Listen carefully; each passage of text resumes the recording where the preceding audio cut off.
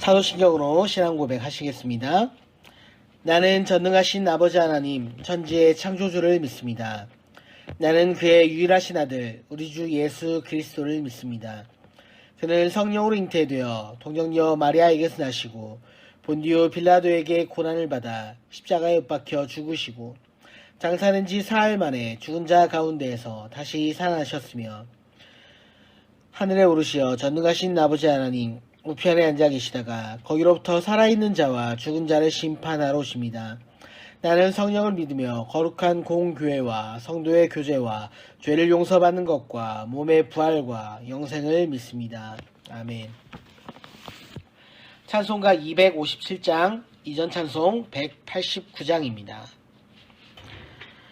마음에 가득한 의심을 깨치고 지극히 화평한 마음으로 찬송을 부르는 어린 양 예수의 그 피로 속죄함 얻었네. 속죄함 속죄함 주 예수 내 죄를 속했네. 할렐루야 소리를 합하여 함께 찬송하세. 그 피로 속죄함 얻었네. 금이 나은같이 없어질 보배로 속죄함 받은 것 아니요. 거룩한 하나님 어린 양 예수의 그 피로 속죄함 얻었네. 속죄함 속죄함 주 예수 내 죄를 속했네. 할렐루야 소리를 합하여 함께 찬송하세. 그 피로 속죄함 얻었네. 나 같은 죄인이 용서함 받아서 주 앞에 옳다함 얻음은 확실히 믿기는 어린 양 예수의 그 피로 속죄함 얻었네. 속죄함 속죄함 주 예수 내 죄를 속했네. 할렐루야 소리를 합하여 함께 찬송하세. 그 피로 속죄함 얻었네. 거룩한 천국에 올라간 후에도 넘치는 은혜의 찬송은 기쁘게 부르는 어린 양 예수의 그 피로 속죄함 얻었네. 속죄함 속죄함 주 예수 내 죄를 얻었네. 할렐루야 소리를 합하여 함께 찬송하세. 그 피로 속죄함 얻었네. 아멘. 함께 기도하시겠습니다. 여호와 하나님, 묵은 죄들을 과거에 묻어둘 수 없다는 사실을 오늘도 우리에게 말씀하여 주시고 이러한 사실을 깨닫게 하시니 감사합니다. 우리가 기억할 수 있는 모든 죄를 하나님의 자비와 긍휼하심 앞에 내어놓게 하시고 엎드리게 하시고 우리의 마음 가운데 누군가를 상하게 하거나 누군가를 다치게 하거나 누군가를 아프게 하였다면 주님, 우리의 마음 가운데 이러한 것들이 생각나 회개할 수 있도록 하여 주시고 고백되어지게 하여 주시고 함께 연합하여 화평을 이루어 나갈 수 있는 은혜가 있도록 하여 주시옵소서. 우리 가운데 날마다 예수 그리스도의 복음을 들고 하나님의 선하심을 나타내는 그리스도의 복음의 증인된 삶을 살아가는 은혜가 있길 소망합니다. 인도하여 주시고 붙잡아 주시고 날마다 하나님의 자녀와 같이 믿음의 자녀로서 살아갈 수 있도록 인도하여 주시옵소서. 거룩하신 우리 주 예수 그리스도의 이름으로 간절히 기도하옵나이다. 아멘. 제21장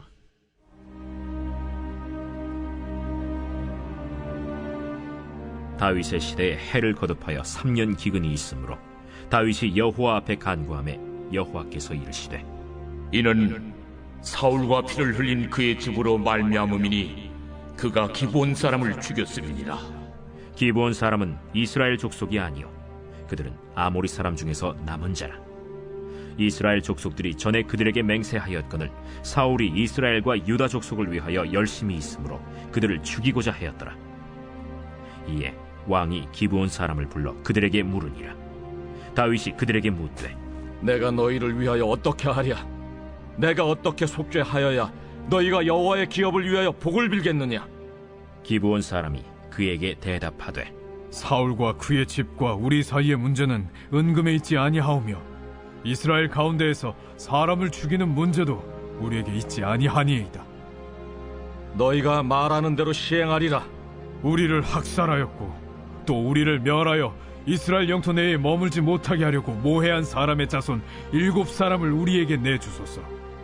여호와께서 택하신 사울의 고을 기브아에서 우리가 그들을 여호와 앞에서 목매어 달겠나이다. 내가 내주리라. 그러나 다윗과 사울의 아들 요나단 사이에 서로 여호와를 두고 맹세한 것이 있으므로 왕이 사울의 손자 요나단의 아들 무비보셋은 아끼고 왕이 이에 아야의 딸 리스바에게서 난 자 곧 사울의 두 아들 알모니와 무비보셋과 사울의 딸 메랍에게서 난 자 곧 무홀랏 사람 바르실레의 아들 아드리엘의 5 아들을 붙잡아 그들을 기브온 사람의 손에 넘기니 기브온 사람이 그들을 산 위에서 여호와 앞에 목매어 달매 그들 7사람이 동시에 죽으니 죽은 때는 곡식 베는 첫날 곧 보리를 베기 시작하는 때더라. 아야의 딸 리스바가 굵은 배를 가져다가 자기를 위하여 바위 위에 펴고 곡식 베기 시작할 때부터 하늘에서 비가 시체에 쏟아지기까지 그 시체에 낮에는 공중의 새가 앉지 못하게 하고 밤에는 들짐승이 범하지 못하게 한지라. 이에 아야의 딸 사울의 첩 리스바가 행한 일이 다윗에게 알려지매 다윗이 가서 사울의 뼈와 그의 아들 요나단의 뼈를 길르앗 야베스 사람에게서 가져가니 이는 전에 블레셋 사람들이 사울을 길보아에서 죽여 블레셋 사람들이 벳산 거리에 매단 것을 그들이 가만히 가져온 것이라. 다윗이 그곳에서 사울의 뼈와 그의 아들 요나단의 뼈를 가지고 올라오매 사람들이 그 달려 죽은 자들의 뼈를 거두어다가 사울과 그의 아들 요나단의 뼈와 함께 베냐민 땅 셀라에서 그의 아버지 기스의 묘에 장사하되 모두 왕의 명령을 따라 행하니라. 그 후에야 하나님이 그 땅을 위한 기도를 들으시니라. 블레셋 사람이 다시 이스라엘을 치거늘 다윗이 그의 부하들과 함께 내려가서 블레셋 사람과 싸우더니 다윗이 피곤하매 거인족의 아들 중에 무게가 300세겔 되는 노창을 들고 세 칼을 찬 이스비브노비 다윗을 죽이려 하므로 스루야의 아들 아비새가 다윗을 도와 그 블레셋 사람들을 쳐 죽이니 그때 다윗의 추종자들이 그에게 맹세하여 이르되 왕은 다시 우리와 함께 전장에 나가지 마옵소서.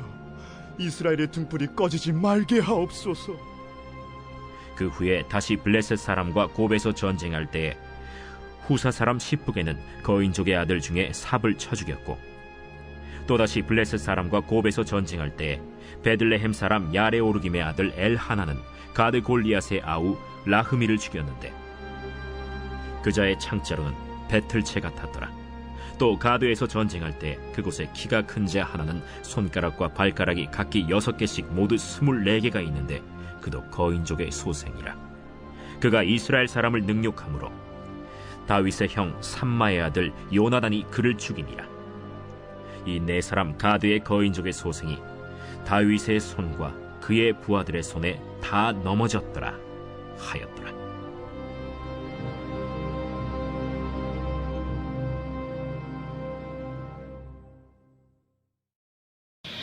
21장부터 24장은 연대순으로 된 기록이라기보다 다윗의 통치 시기에 있었던 몇 가지 중요한 일들을 필요에 따라 기록하여 설명한 부분이라고 볼 수 있습니다. 앞에 기록된 사울 집안의 후손들이 다윗을 대하는 태도와 베냐민 지파, 이 세바에 나는 베냐민 지파가 다윗에게 가지고 있던 반감을 보여주는데 이것은 21장의 사건과 무관하지 않을 것입니다. 3년간 기근이 계속되자 다윗은 하나님께 기도했습니다. 하나님은 이 기근이 사울 시대의 범죄로 인한 것으로 사울이 기브온 사람들을 죽인 것과 연관이 있다 말씀하십니다. 기브온 사람은 여호수아가 가나안을 정복할 당시에 여호수아와 이스라엘 백성들을 속여 이스라엘과 언약을 맺고 이스라엘에게 편입이 된 가나안 족속입니다.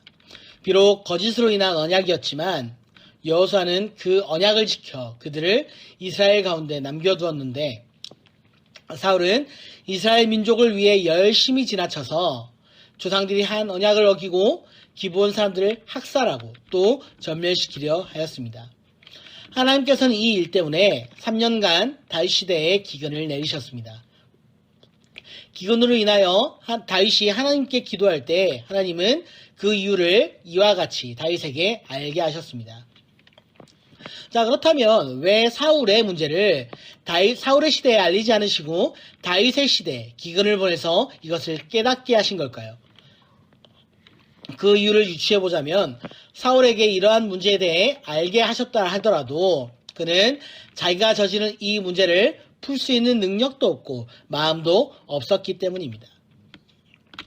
그래서 하나님은 다윗 시대 기근을 통하여 다윗에게 그 뜻을 알도록 하셨습니다. 다윗은 이 일로 마음 가운데 한이 맺혀있을 기본 사람들을 불러 어떻게 해줄 것을 물었습니다. 그리고 다윗은 기본 사람들의 요구대로 사울 집안의 7남자를 목매어 달도록 그들에게 내어주었습니다.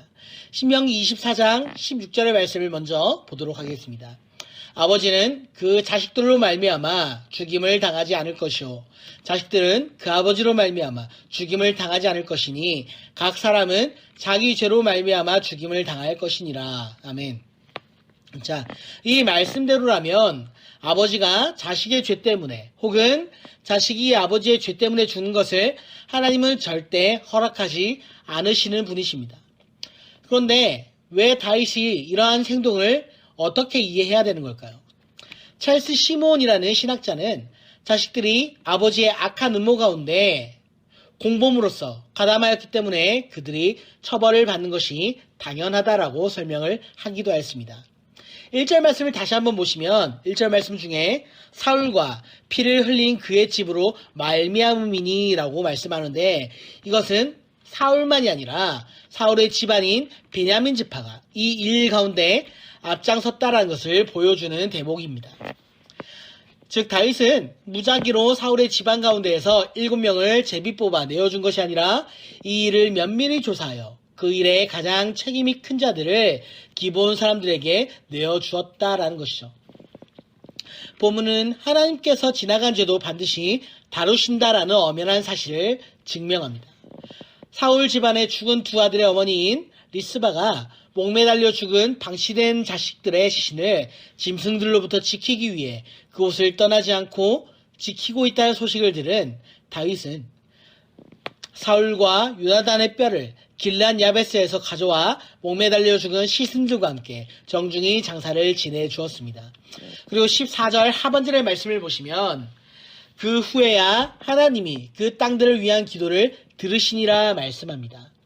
본문의 이야기를 보다 보면 굉장히 당황스러운 느낌이 듭니다. 왜 무고한 후손들이 사울의 죄를 대신하여 목매달려 죽어야 하는가 대한 의문이 남기 때문입니다. 그리고 이것이 불공평하다고 말할지도 모르겠습니다. 그러나 성경은 이런 일이 바로 그리스도의 십자가의 사건 가운데서 일어났다라고 말씀합니다. 우리 다시 한번 우리의 기억을 더듬어 한번 생각을 해보십시오. 우리는 예수님께서 달리신 십자가를 보며 어떠한 기분이 드십니까? 당황스러움 혹은 당혹스러운 느낌을 받으십니까? 그렇지 않을 것입니다. 우리는 하나님의 아들이 왜 하늘의 영광을 떠나 사람이 되셨으며 십자가에서 인간에 의해 처참한 죽음을 당해야 하는지 이것에 관하여 묻지 않습니다. 우리는 그리스도께서 죄인을 대신하여 십자가에서 죽으신 일에 대하여 불공평하다 말하지 않습니다. 죄는 반드시 처리되어야 한다는 것을 성경은 우리에게 가르쳐 줍니다. 그리고 이것이 하나님의 의로우신 성품이기 때문이다라는 것도 함께 이야기합니다. 죄의 문제에서 세월은 악이 아닙니다. 세월은 잊어버리게 할 수는 있어도 회개를 대신하거나 우리의 삶을 변화시키지는 못합니다. 사람들은 잊어버려도 하나님은 잊어버리지 않으십니다. 오래되어 그냥 넘어갈 수 있는 죄는 세상에 없습니다. 아담이 지은 죄라 할지라도 하나님은 이것에 관하여 다루시는 분이십니다. 첫사람 아담의 죄를 하나님께서는 십자가에 달린 마지막 아담 예수 그리스도를 통해서 이것을 다루셨습니다. 죄는 세월 속에 묻을 수가 없다라는 것입니다. 하나님께서는 우리 가운데 회개를 요구하시고 또 죄가 어떤 사람들에게 한을 품게 만들었다면 이것을 해결하길 원하십니다. 우리는 스스로에게 용서해야 할 문제나 혹은 용서를 구해야 할 문제를 가지고 있지는 않은지 스스로에게 되물어 봐야 할 필요가 있습니다. 그리고 그럴 때 우리는 이 죄의 문제를 해결해 나갈 수 있는 능력을 얻게 되기 때문입니다. 오늘도 하나님의 말씀과 그 은혜 안에서 자유함을 얻어가는 하루가 되시기를 간절히 축복합니다. 아멘. 우리 함께 주님께서 가르쳐 주신 기도로 예배를 마치도록 하겠습니다. 하늘에 계신 우리 아버지, 아버지의 이름을 거룩하게 하시며 아버지의 나라가 오게 하시며 아버지의 뜻이 하늘에서와 같이 땅에서도 이루어지게 하소서. 오늘 우리에게 일용할 양식을 주시고 우리가 우리에게 잘못한 사람을 용서하여 준 것 같이 우리 죄를 용서하여 주시고 우리를 시험에 빠지지 않게 하시고 악에서 구하소서. 나라와 권능과 영광이 영원히 아버지의 것입니다. 아멘.